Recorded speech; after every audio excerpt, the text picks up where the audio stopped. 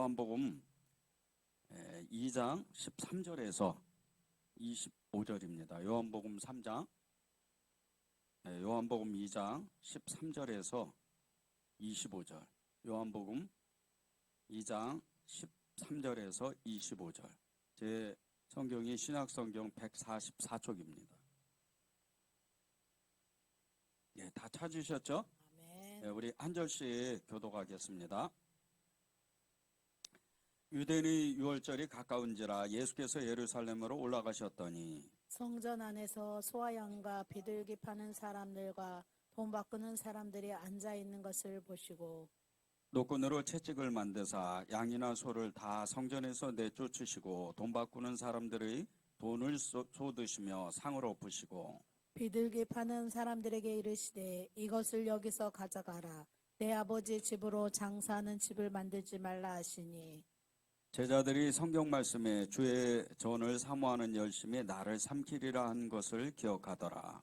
이에 유대인들이 대답하여 예수께 말하기를 네가 이런 일을 행하니 무슨 표적을 우리에게 보이겠느냐. 예수께서 대답하여 이르시되 너희가 이 성전을 올라 내가 사흘 동안에 일으키리라. 유대인들이 이르되 이 성전은 46년 동안의 지었건을 네가 3일 동안에 일으키겠느냐 하더라. 그러나 예수는 성전된 자기 육체를 가리켜 말씀하신 것이라. 죽은 자 가운데서 살아나신 후에야 제자들이 이 말씀하신 것을 기억하고 성경과 예수께서 하신 말씀을 믿었더라. 유월절에 예수께서 예루살렘에 계시니 많은 사람이 그의 행하시는 표적을 보고 그의 이름을 믿었으나 예수는 그의 몸을 그들에게 의탁하지 아니하셨으니 이는 친히 모든 사람을 아시며 함께 읽겠습니다. 또 사람에 대하여 누구의 증언도 받으실 필요가 없었으니 이는 그가 친히 사람의 속에 있는 것을 아셨음이니라. 아멘. 하나님의 말씀입니다. 하나님께서 오늘 예배와 기도에 대해서 성전에서 예배당이죠. 교회에서 하나님께 드리는 예배 그리고 기도에 대해서 오늘 하나님이 말씀을 나누라는 마음을 이렇게 주셨습니다. 오늘 요한복음 2장 13절에서 25절 이 말씀은 사실은 이게 굉장히 중요한 말씀입니다.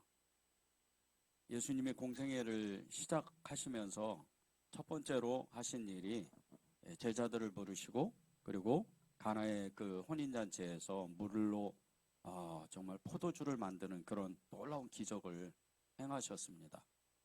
그리고 나서 예수님이 하신 일은 하나님이시잖아요. 예수님은.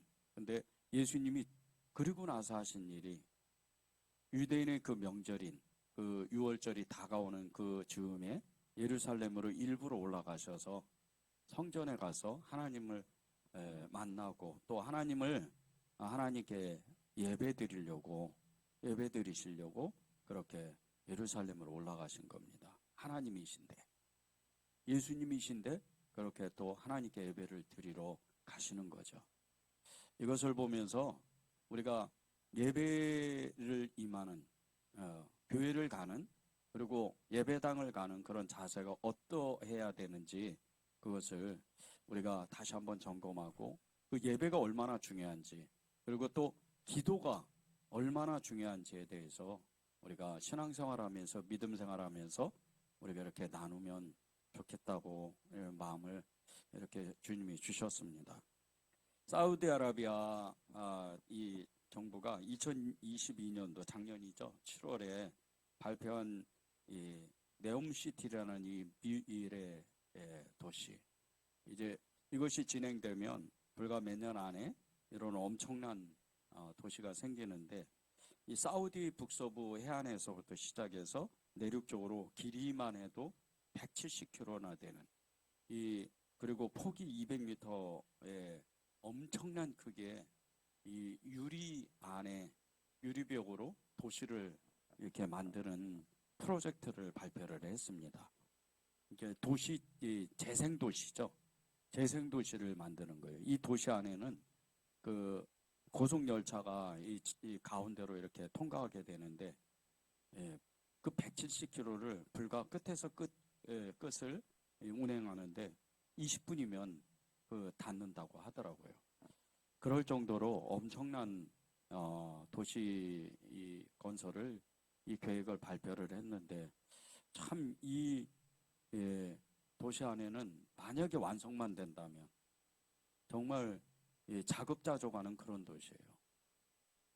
이 그린 수소, 태양력, 풍력 이런 친환경적인 에너지로 자체 발전을 하고 그리고 그 안에서 뭐 학교든지 또 집이든지 직장, 공원 이런 것을 다 만들어 가지고 200만 이제 최고 200만 명이 그 도시 안에서 살 수 있도록 이렇게 만든다고 하더라고요. 그러니 이 도시가 만들어지기만 한다면 정말 이 미래지향적인 그런 도시예요. 미래의 도시죠, 미래. 요즘 이 핵전쟁과 또 환경오염 같은 이런 위험 속에서 이 도시가 만약에 건설이 되면 그런 걱정을 할 필요가 없는 이제 세계 곳곳에 그런 도시들이 만들어지고 정말 유리벽을 이렇게 사방으로 해가지고 그 안에서 자급자족할 수 있는 이런 도시를 만든다는 거예요. 그것도 사막 한가운데다가 얼마나 대단해요. 이 발표, 이 네옴시티 이 도시를 건설한다는 발표 소식을 듣고 정말 이 공상과학과 같은 이런 소설에나 나오는 이런 이 네옴시티 이 프로젝트 도시 개발 프로젝트를 듣고 나서 이 미래 학자들이 이것은 이루어질 수가 없는 일이다 이렇게 이야기를 했어요. 그래 이 도시가 진짜 이루어질 수 있을까? 건설되기만 한다면 이루 말할 수 없는 정말 인류 발전에 인류 과학으로는 정말 이렇게 정말 초개발적인 엄청난 도시가 생기는 거죠. 근데 정반대로 지금 유럽과 그리고 미국의 선진국들 중심으로 대도시 주변으로 도시가 계속 황폐되고 있습니다. 이렇게 미래 도시를 발표하는 사우디아라비아 정부의 발표를 즈음해서 전 세계 유명한 도시들, 특히 미국에 있는 로스앤젤레스나 시카고 이런 큰 대도시, 거의 1,000만 명이 넘게 살잖아요. 이런 대도시들이 지금 계속해서 무너져 가고 있는 거예요. 그 이유가 뭔지 아십니까? 환경오염, 그리고 많은 인구, 그리고 이 도시의 빈곤, 뭐 이런 것도 원인도 될 수가 있지만 지금 도시가 눈에 띄게 황폐해가는 이유 중에 하나가 마약 중독, 알코올 중독자들이 점점 늘어난다는 거예요. 그래서 길거리에서 흔히 그냥 마약 중독에 빠져가지고 이 마약 중독자들이 그냥 길거리에서 생을 마감하고 거의 죽은 시체와 같이 그렇게 지내는 이런 모습들이 미국의 그 대도시인 로스앤젤레스나 이런 시카고 이런 데에서 그냥 심심치 않게 본다는 거예요. 도시들이 지금 다 무너져 가고 있어요. 황폐돼 가고 있습니다. 이것은 도시가 도시의 그 역할을 제대로 하지 못하는 거죠. 한쪽에서는 미래지향적인 엄청난 이 정말 과학도시를 개발한다고 발표를 했는데 또 한쪽에서는 그렇게 정말 거의 수백 년 동안 건설됐던 이런 대도시들이 선진국 중심으로 이런 엄청난 도시들이 무너져 가고 있는 거예요. 사람들이 소망을 잃어가고 그리고 희망을 잃어가는 이런 도시들이 대도시 중심으로 점점 이렇게 확산되어 가고 있는 중인 거죠. 우리의 이 하나님의 성전, 교회도 마찬가지입니다. 교회도 지금 무너지는 곳이 너무 많아요. 사람이 없어서 무너지는 게 아니에요. 이렇게 중소도시나 시골에 있어서 교회가 무너지는 게 아니에요. 교회가 무너지는 원인이 뭔지 아십니까? 유럽과 미국 그리고 한국 교회도 큰 대도시 안에서 교회가 계속해서 무너져가고 있는데 예수님을 믿는 성도들이 계속해서 줄어가는 거예요. 그래서 교회가 무너지는 거예요.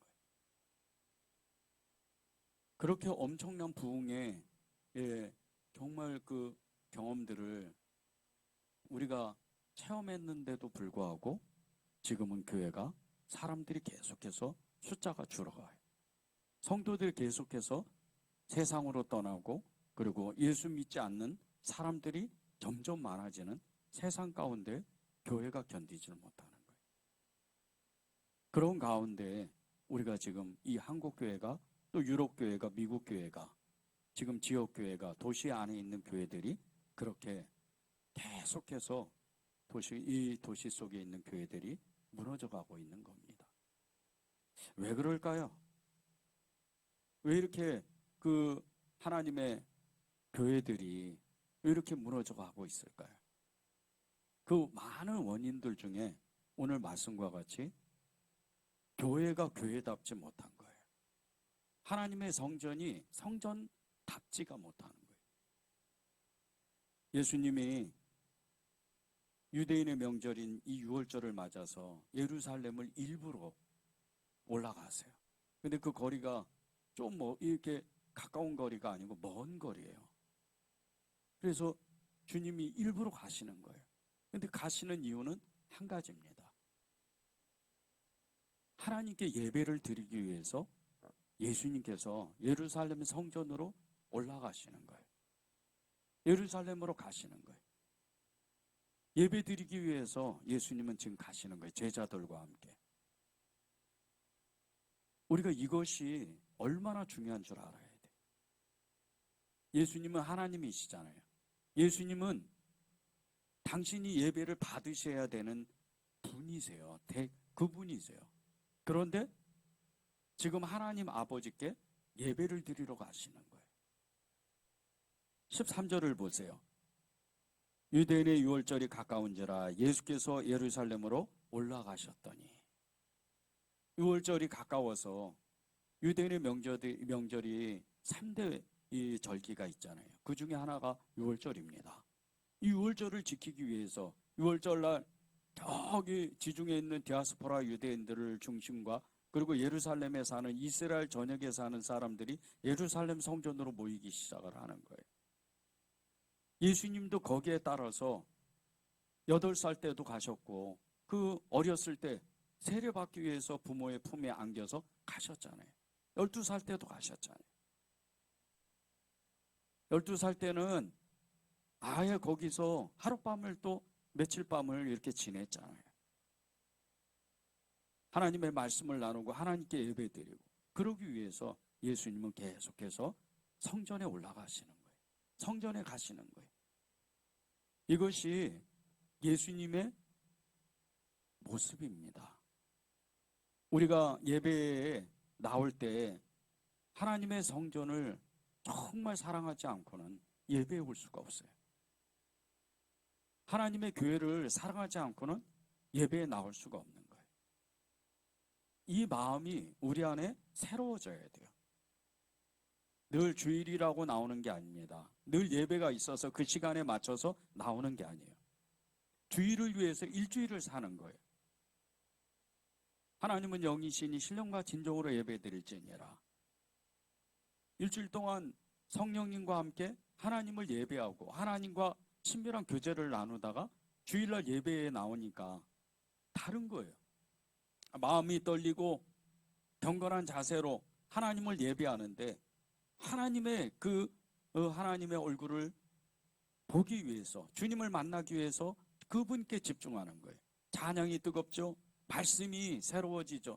기도가 뜨겁게 일어나는 거예요. 교제가 더욱더 풍성하게 일어나는 거예요.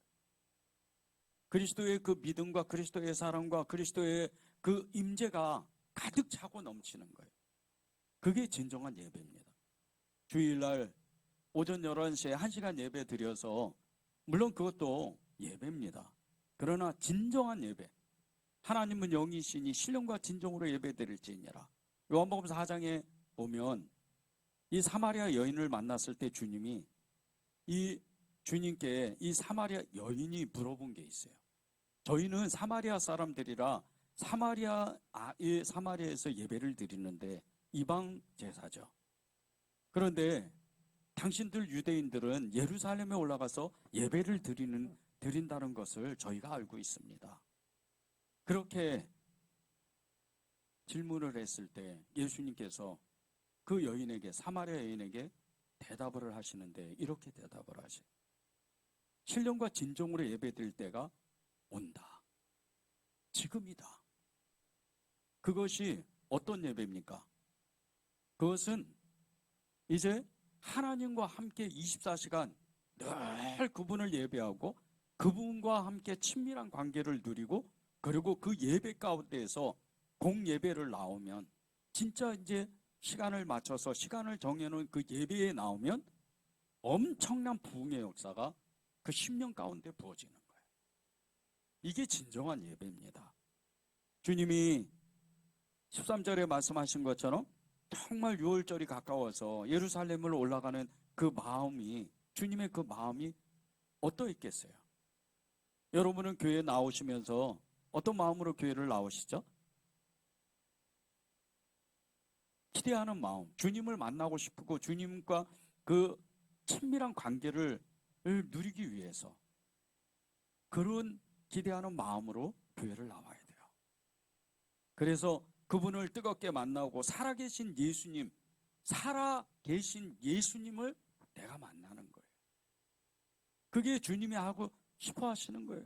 여러분에게 하나님이 축복하시고자 하는 하나님의 뜻입니다. 예수님이 성전에 올라가셔서 6월절날 맞이해가지고 성전에 올라오셨는데 성전에 와보니까 예배를 드려야 되잖아요. 그런데 너무 기가 막힌 장면들을 보는 거예요. 주님이 보시고 깜짝 놀랐어요. 그리고 엄청나게 화가 나신 거예요. 그것이 14절부터 이제 16절까지 계속 나오는 거예요. 제가 읽겠습니다. 성전 안에서 소와 양과 비둘기 파는 사람들과 돈 바꾸는 사람들이 앉아있는 것을 보시고 노끈으로 채찍을 만드사 양이나 소를 다 성전에서 내쫓으시고 돈 바꾸는 사람들의 돈을 쏟으시며 상을 엎으시고 비둘기 파는 사람들에게 이르시되 이것을 여기서 가져가라. 내 아버지의 집으로 장사하는 집을 만들지 말라. 성전에 예배드리러 주님이 오셨는데 성전에서 소와 양을 팔고 비둘기를 팔고 좌판을 깔아서 그 돈이 얼마인지 돈 거래를 하고, 예배는 고사하고 거기에 사람들이 왁자지껄 떠들고, 그리고 이문이 남는지 안 남는지, 비싸게 파는지 또 싸게 파는지 이것에 막 분주해지는 거예요. 그 혼란한 모습을 보고 주님이 엄청 화가 나신 거예요. 그래서 15절에 노끈으로 채찍을 만드셔서 성전 청소를 하시는 거예요. 성전 정화 운동이라고 그러죠. 성전 정화를 하시는 거예요. 예배당에 와서 우리의 마음이 혼란하고 우리의 마음이 어지러우면 예배가 안 돼요. 여러분이 근심과 걱정을 가지고 어떤 마음의 상처를 가지고 기쁨이 없이 예배당에 오면 예배가 안 돼요. 예배를 드릴 수가 없어요. 근심과 걱정, 염려, 미래에 대한 불확실한 그 미래의 걱정을 가지고 여러분이 예배당에 오면 예배가 되질 않는 거예요. 관계의 어려움을 겪고, 그리고 어떤 사람이 사람과의 관계가 껄끄러워서 그 껄끄러운 가운데 형제와 완전하게 사랑하지 않고 화해하지 않고 예배당에 오면 예배가 안 돼요. 그래서 하나님 앞에 기도할 때, 예배 드릴 때 형제와 어려운 관계가 있으면, 돈 문제가 있으면 그것을 풀고 예배당에 오라는 거예요. 그래서 주님이 그 말씀을 하신 겁니다. 그런데 지금 이것은 그 도를 너무나 넘어간 거예요. 아예 이것은 성전을 더럽히는 일이에요. 유대인들과 특별히 제사장들 그리고 성전 관리들이 했던 일들은 정말 이 성전을 완전히 그냥 황폐하게 만들고 성전 안에 있는 그 모든 것들을 썩게 만드는 그런 너무나 큰 무서운 죄였어요. 그런 일을 그냥 서슴없이 하는 거예요. 우리도 똑같습니다. 유럽의 교회, 미국의 교회, 한국 교회가 계속 무너지고 정말 계속 교회들이 문을 닫는 이유, 그것은요, 하나님의 그 은혜와 하나님의 지식, 하나님의 그 놀라운 믿음, 사랑, 이것으로 교회가 채워져야 되는데 교회 안에 세상의 지식과 지혜로 계속해서 하나님의 그 은혜를 밀어내버려서 교회가 교회의 역할을 하지 못하는 거예요. 주님은 이럴 때 이런 모습을 보고 우리의 그 모습을 보고 주님은 노끈으로 채찍을 만드셔서 우리를 다루기 시작하시는 거예요. 여러분에게 하나님이 정말 예배를 잘 드려라, 그리고 기도를 전심으로 해라, 교회를 섬겨라, 이렇게 말씀하시면서 여러분을 계속해서 채찍질 하시는 것은 그것은 징계가 아니에요. 그것은 하나님이 여러분을 사랑하시기 때문이에요.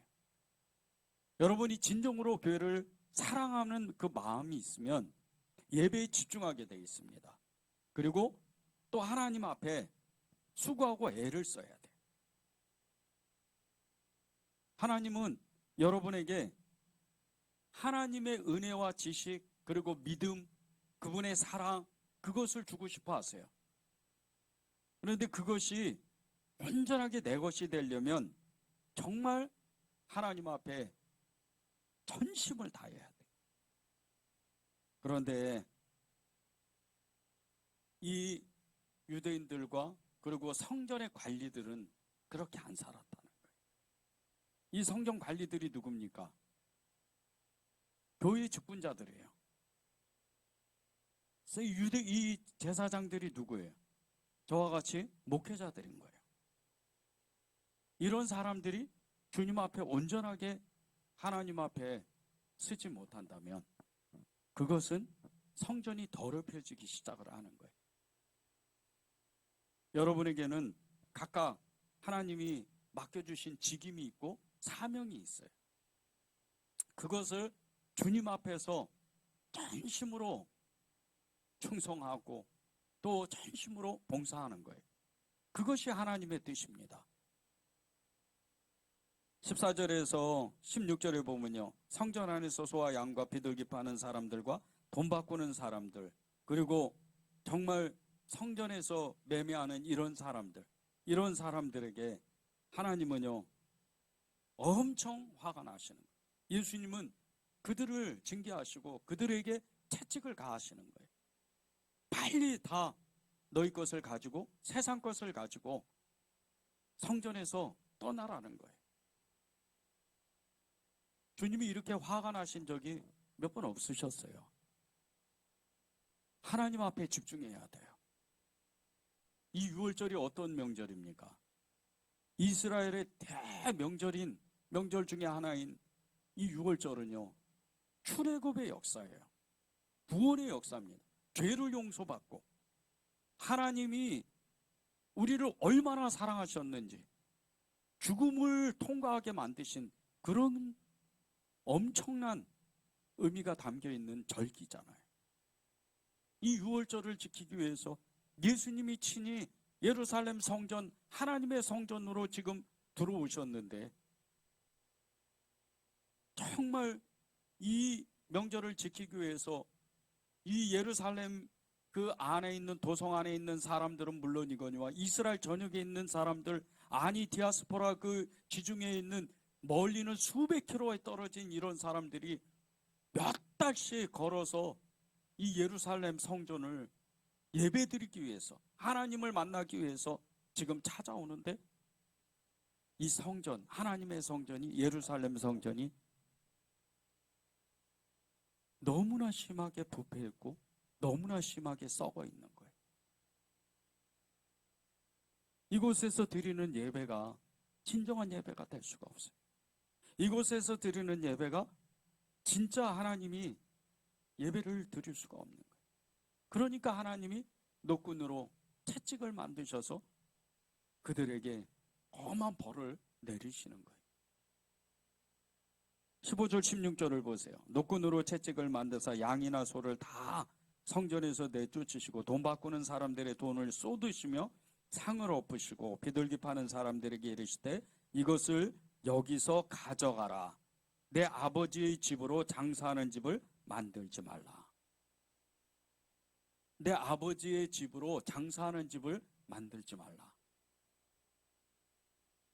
우리는 혹시 하나님의 성전을 장사하는 집으로 혹시 만들고 있지는 않을까요?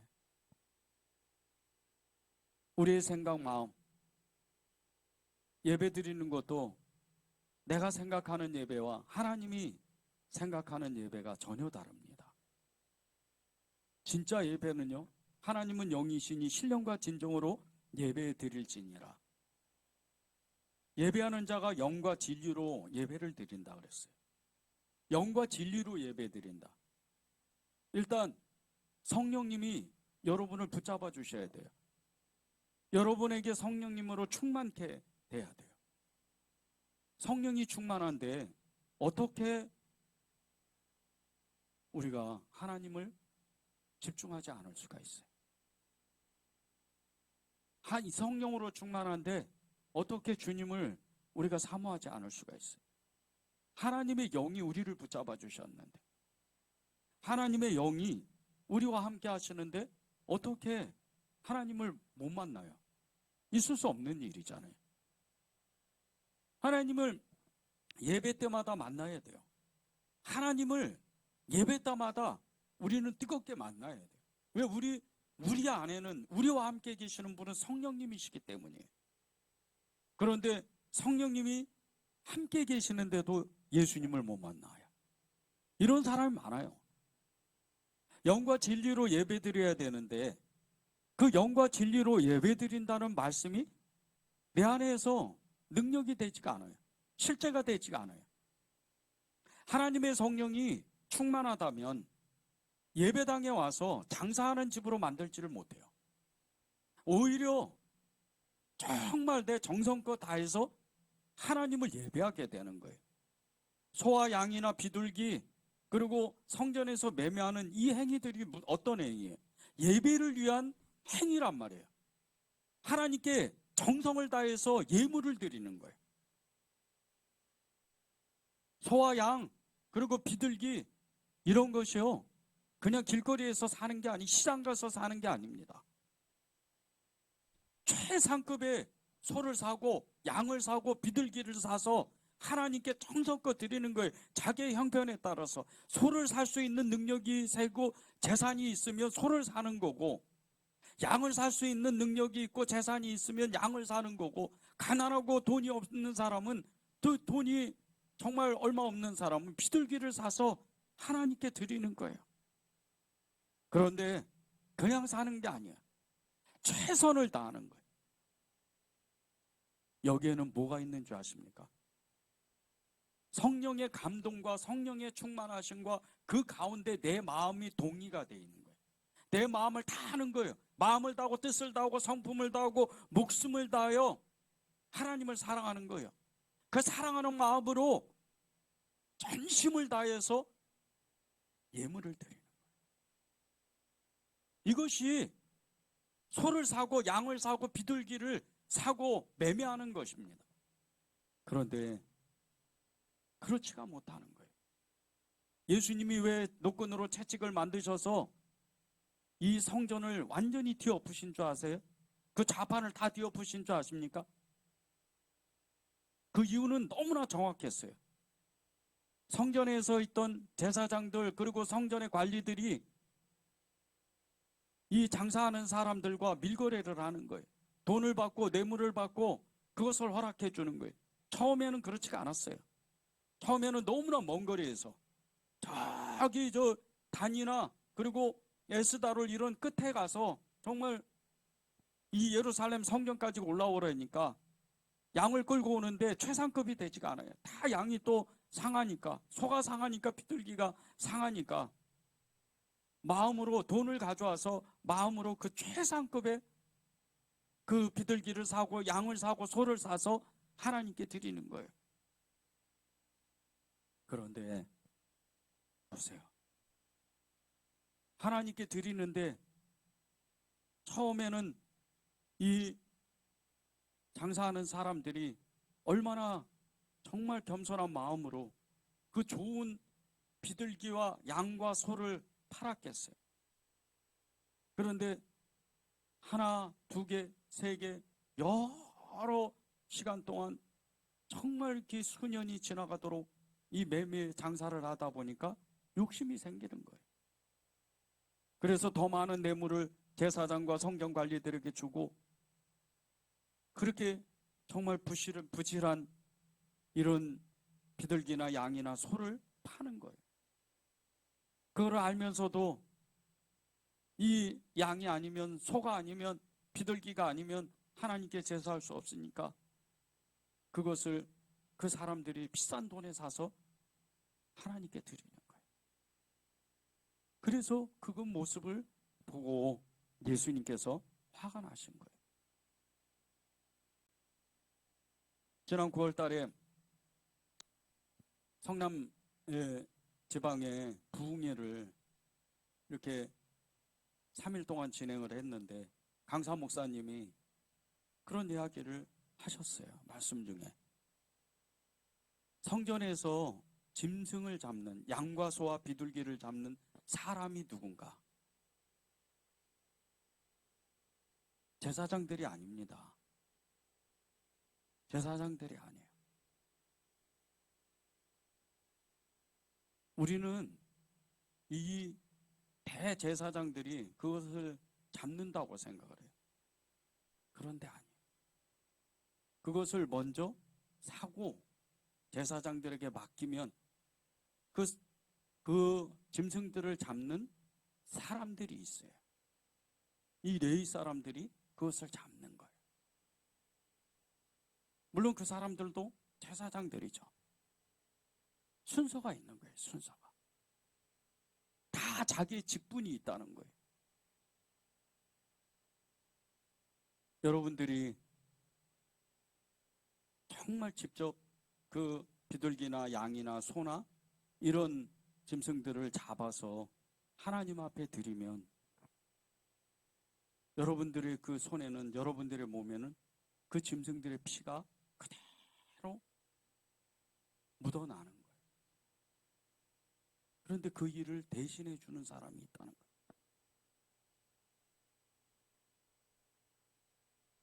그분이 누구세요? 우리의 죄를 다 담당하시는 예수님이에요. 그분께 제사를 드리는 거예요. 제사장들이 하는 일은 하나님 앞에 그 모든 것을 가지고 나가는 거예요. 여러분의 마음이 성전에서부터 그 안이 그 성전에 올라오기 전서부터 예배당에 오기 전부터 교회에 오기 전서부터 마음에 준비하는 것은 이 생활 가운데에서 하나님을 예배하는 것은 어떤 일인 줄 아십니까? 성전에 정말 하나님을 만나기 위해서 주님의 그 은혜를 체험하고 주님을 만나고 하나님의 뜻을 알기 위해서 여러분이 예배당에 오는 거예요. 그런데 여러분이 그런 예배를 정말 사모해야 되는데 내 안에 장사하는 그런 흠이 있는 짐승들을 그런 아무렇지도 않게 가져오는 그런 마음 가지고는 진짜 예배를 드릴 수가 없는 거예요. 솔로몬 보십시오. 솔로몬은 1000번째 예배를 드렸어요. 1000번째 예배를 드리면서 하나님의 그 지혜의 능력을 받았어요. 그 1000번째 예배를 드리고. 그런데 이 1000번이라는 숫자를 생각해 보세요. 하루에 이것을 다 드릴 수 있을까요? 솔로몬이 가난한 사람도 아니고 이스라엘의 왕이었는데 비둘기를 잡았을까요? 아니에요. 양을 잡았을까요? 아닙니다. 소예요. 그것도 최상급의 소를 잡아야 돼요. 1,000번째의 예배. 1,000마리의 소가 지금 죽는 거예요. 잡아야 돼요. 각을 떠야 돼요. 피가 낭자한 거예요. 한 번에 잡으면 이것보다 정말 엄청난 광경이 없을 거예요.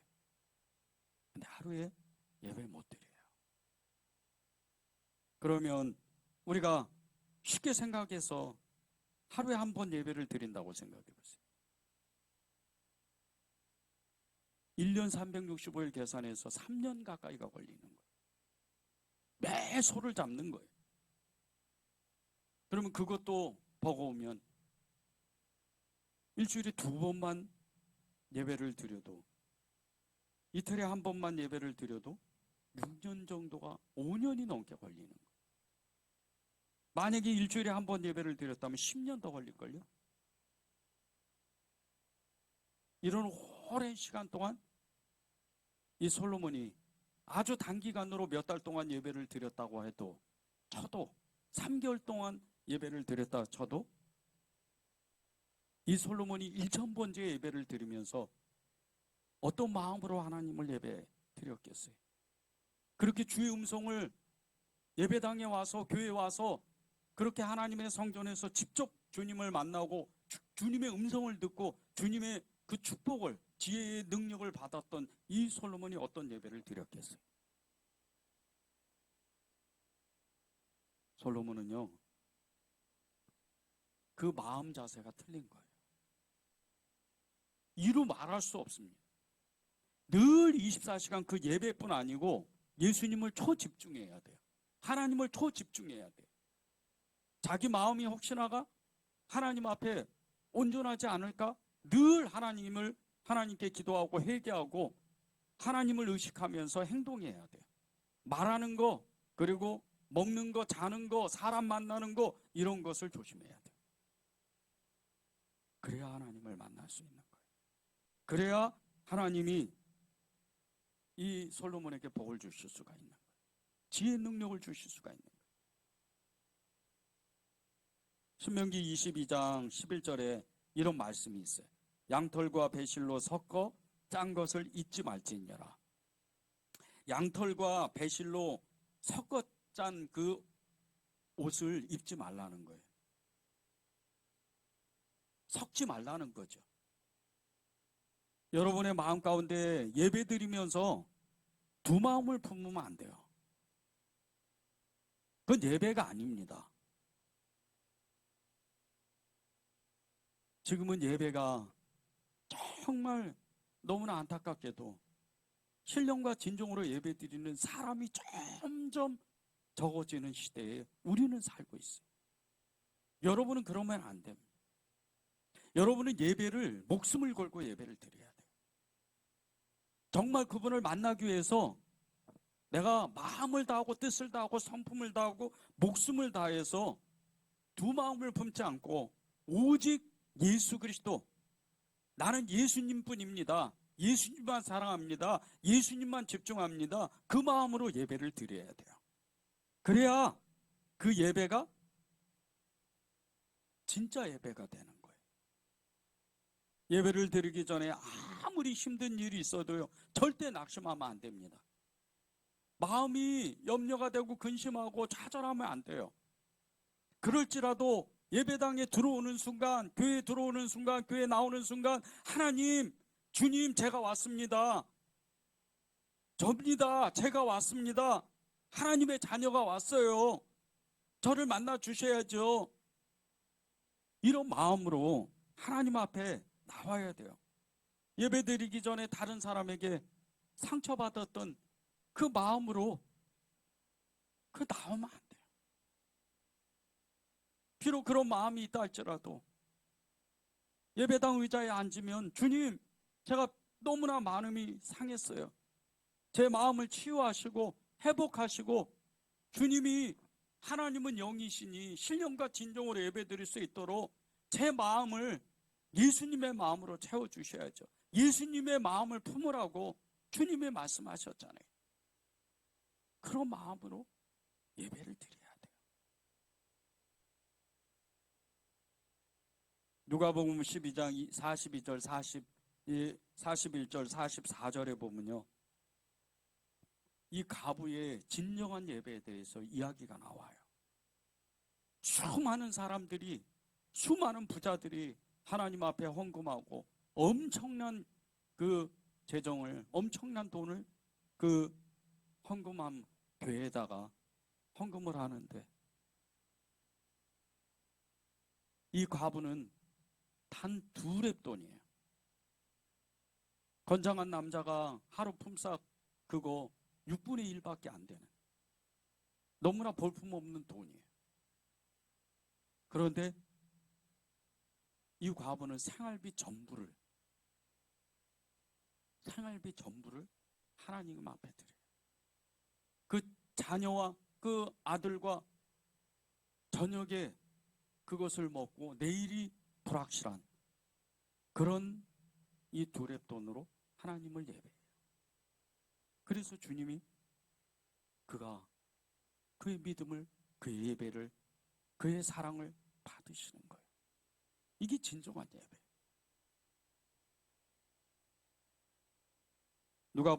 로마서 12장 1절에 주님이 이렇게 말씀하셨어요. 너희 몸을 하나님이 기뻐하시는 거룩한 산제사로 드리라. 이는 너희가 드릴 영적 예배니라. 거룩한 산제사로 여러분의 그 몸을 하나님 앞에 드리는 방법은 다른 게 아닙니다. 여러분의 마음 중심에 두 마음을 품는 게 아니에요. 오직 한 마음이에요. 난 예수님만 사랑하고 예수님께 내가 신령과 진정으로 예배드릴 수 있는 그런 마음 자세, 겸손한 마음, 성결한 삶, 그리고 겸손한 자세, 그것이 하나님이 요구하시는 예배예요. 여러분이 진정으로 예배를 성공하려면 하나님 앞에 마음으로 드리는 예배를 드려야 돼요. 예배에 성공한 사람, 이런 사람은 어떤 사람인 줄 아십니까? 기도하는 사람이 되는 거예요. 14절 16절에 이 예수님께서 성전 청소를 하시고 이 정화하신 이 사건이 누가복음 19장 45절 46절에 똑같은 말씀이 나와요. 그런데 그 누가복음 19장 45절 46절에는 이렇게 말씀합니다. 성전에 들어가사 장사하는 자들을 내쫓으시며 그들에게 이르시되 기록된 바 내 집은 기도하는 집이 되리라 하였거늘 너희는 강도의 소굴을 만들었도다. 오늘 누가복음 2장 13절에서 이 25절의 말씀에서는 장사하는 집으로 만들지 말라 이렇게 말씀하셨는데, 누가복음 이 19장 45절 46절에서는 강도의 소굴로 만들었다는 거예요. 그런데 그 앞절에 보세요. 내 집은 기도하는 집이라 이렇게 말씀하시는 거예요. 내 집은 기도하는 집이라. 모든 예수 믿는 사람 만민들이 주님 앞에 나와서 하나님의 성전에서, 교회에서, 예배당에서 기도하는 그것이 하나님의 교회라는 거예요.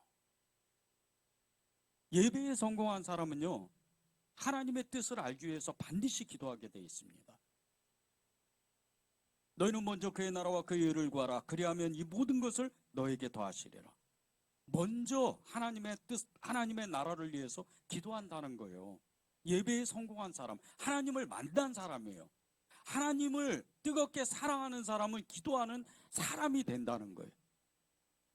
이게 교회에서 하는 일이에요. 이게 예배당에서 하는 일이에요. 이게 하나님의 성전에서 하는 일인 거예요. 여러분이 시간을 내서 교회에 나와서 기도해야 돼요. 일부러라도 여러분의 시간을 쪼개서 10분이고 20분이고 1시간이고 하나님 앞에 나와서 아무도 없는 예배당에서 하나님 저 왔습니다. 기도하는 거예요. 그게 진짜 예배가 되는 거예요. 그것이 여러분이 하나님의 성전을 만들어가는 과정인 거예요. 이 하나님의 성전이요, 얼마나 귀한지 몰라요.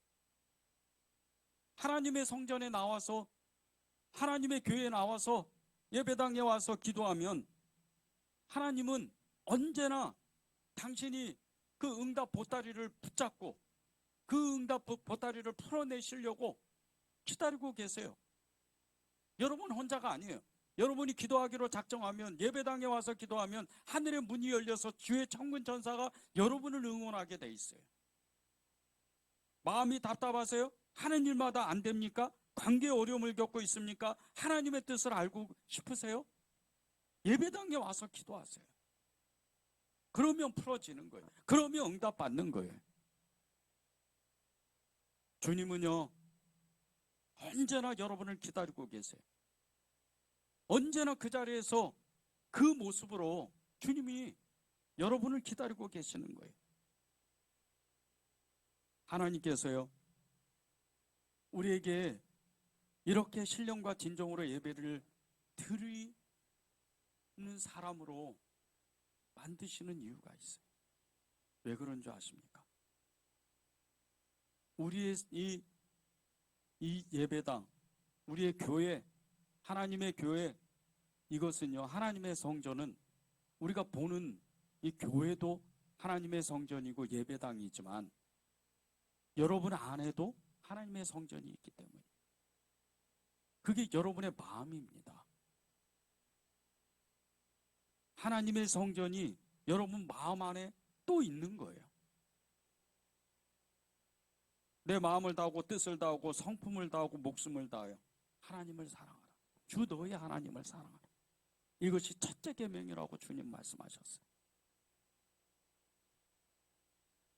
여러분의 마음이 하나님을 사랑하고 하나님을 예배하고 하나님을 의지하게 되면 여러분의 마음이 하나님의 성전이 되는 거예요. 얼마나 이 성전이 중요한 성전. 예배당도 그렇지만 교회도 그렇지만 여러분 한 사람이 하나님의 교회인 거예요. 하나님의 성전이에요.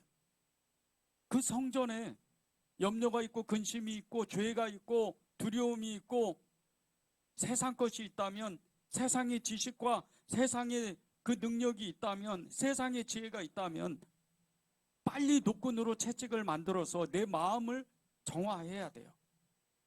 그것이 예배요 기도예요. 그것이 하나님 앞에 정결한 사람으로, 성결한 사람으로, 거룩한 사람으로 하나님 앞에 나아가는 거예요. 주님은 말씀하셨잖아요. 내가 거룩하니 너희도 거룩하라. 주님은 말씀하셨잖아요. 우리의 마음에 하나님의 성전을 세우는 이것은요, 이 일은 세상 그 어떠한 화려하고 멋진 건축물보다 더 아름다운 일이에요. 그런 것을 만드는 이유, 그것보다 훨씬 더 귀한 일입니다. 여러분의 그 마음이 하나님이 영이 거하시는 거예요. 천지 창조주 되시고 전능하신 하나님이 여러분의 마음에 성전을 만들어서 그곳에 거하시는 거예요.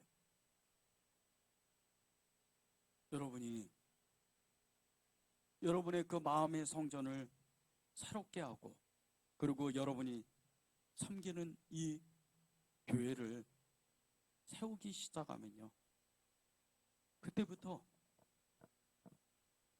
하나님의 은혜가 가득합니다.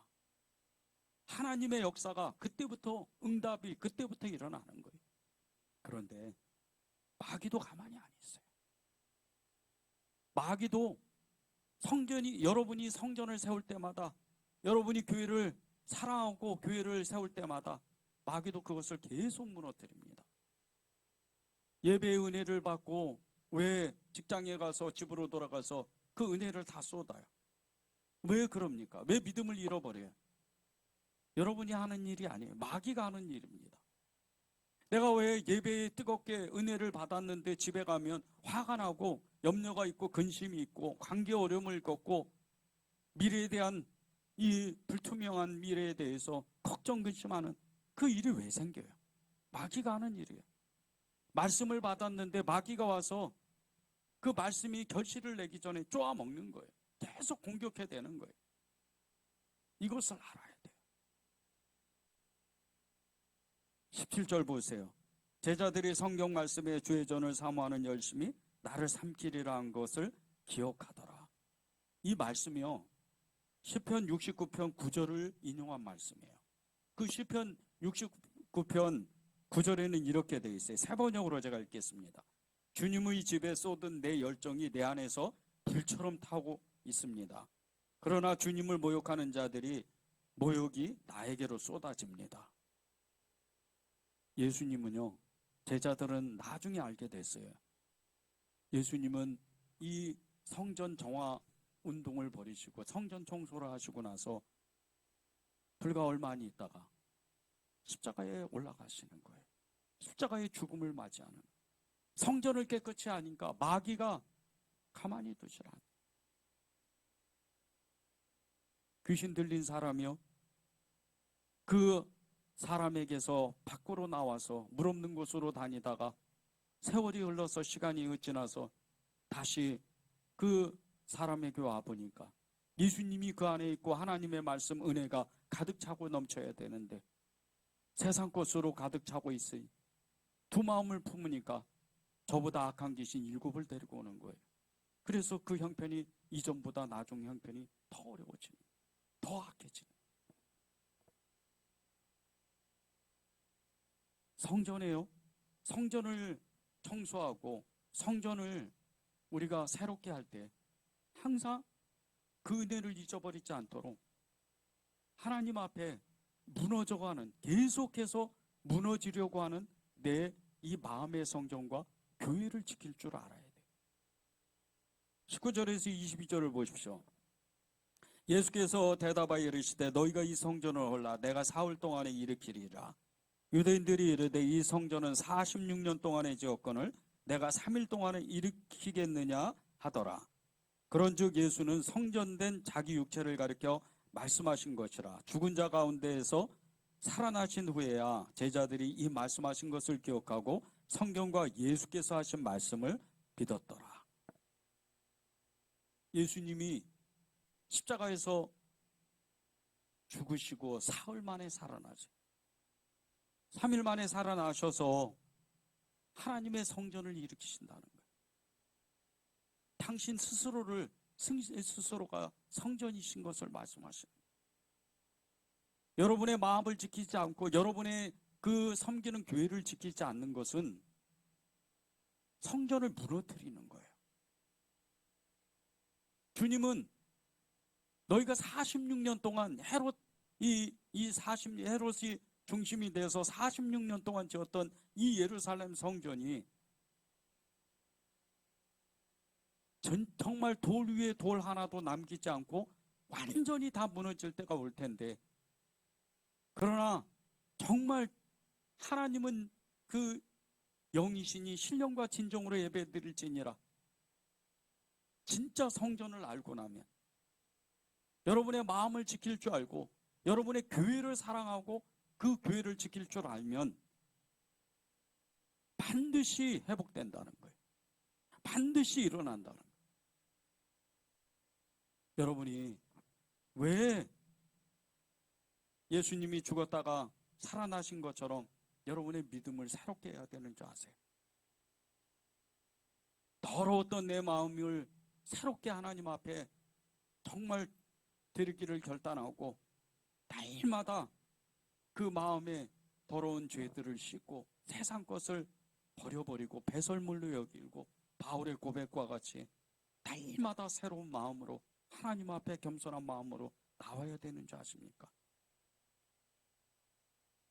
하나님은 여러분의 성전, 그 마음을, 여러분이 섬기는 그 교회를 지키시고 싶으시기 때문이에요. 스페인에 있는 세비야 대성당이 있어요. 이 성당이 그 성당 건축물 중에서 세계에서 10번째로 큰 성당이랍니다. 이 세비야 대성당은 1989년에 유네스코에 의해서 세계문화유산에 등재됐어요. 그런데 이 성전을 짓는 기간이 무려 130년이나 걸렸답니다. 그것도 지금 현대시대가 아니고 중세시대 12세기예요. 130년 동안 이 성전을 지었어요. 이 성전 세비야 대성당이 유명해진 이유가 몇 가지가 있는데 그 중에 이 두 가지가 아주 정말 눈에 띄어요. 첫 번째는 신대륙을 발견한 콜럼버스와 그의 아들이 그 세비야 대성당 지하에 묻혀 있어요. 그 유해가 콜럼버스가 그 아들과 함께. 그래서 유명해요. 두 번째는 이 세비야 대성당이 이슬람 사원이었어요. 11세기 말엽에 이곳에 이슬람 이 국가가 이 스페인을 점령한 시대가 있었어요. 그래서 이슬람 사람들이, 이 무슬림 사람들이 이곳에 이슬람 모스크를 세운 거예요. 엄청난 크기로 세웠습니다. 그리고 12세기에 이제 스페인 국왕이었던 페르난도 3세라는 이 사람이 이 이슬람 세력들을 몰아내고 이 스페인 지역을 회복시켰어요. 그리고 제일 먼저 한 일이 이 모스크 사원을 부분적으로 리모델링을 했어요. 이 이슬람 사원을 성당으로 만들기 시작을 한 거예요. 그리고 나서 382년에 이 성당, 이 이슬람 사원을 거의 무너뜨리고 성당으로 새롭게 짓기 시작을 했어요. 완전히 무너뜨린 건 아닙니다. 그리고 나서 이제 130년이 지나고 다시 이 세비야 대성당을 만들게 된 거예요. 이 세비야 대성당에 유명했던 이 두 가지 이유, 특별히 이 이슬람 사원이었던 이 지역을, 이 건물을 다시 성당으로 만들어서 지었던 이것은요, 믿음을, 신앙을 잃어버렸던 그것을 되찾는 의미가 있어요. 우리는 때때로 믿음이 떨어질 때가 있습니다. 우리의 믿음이 아무것도 아닐 때가, 그렇게 느껴질 때가 있어요. 이때 우리의 믿음이 낙심되면 안 돼요.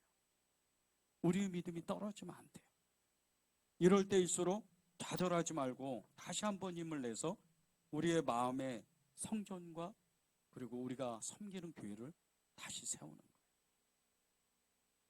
예배가 살아나야 가정이 살아납니다. 예배가 살아나야 나와 가정이 내가 지킬 수가 있어요. 예배가, 기도가 일어나야 교회가 부흥되는 거예요. 진정한 예배가 드려지면요, 교회는 부흥하게 돼 있어요. 기도가 불같이 일어나면 교회는 부흥하게 돼 있어요. 여러분의 삶이 축복받는 그 길로 들어가는 거예요. 15절 보면 그 앞절에요, 노끈으로 채찍을 만든다는 말씀이 있어요. 여러분 스스로가 주님의 그 채찍을 만들어서, 노끈으로 그 채찍을 만들어서 여러분 스스로 내 마음 안에 있는 잘못된 이 신앙을 채찍질하고, 그리고 잘못된 이 마음들을 떠나보내는 거예요. 그것이 교회를 새롭게 하고 여러분의 마음에 하나님의 성전을 새롭게 만드는 겁니다. 오늘 주님은 저와 여러분에게 우리도 온전한 예배와 기도, 그리고 정말 하나님이 세우시고자 하는, 만드시고자 하는 하나님의 성전을 만들길 바라고 계세요. 그 주님께 순종하고 그 주님께 여러분이 믿음으로 주님을 따르겠다고 결단하는 그런 여러분이 되기를 바랍니다.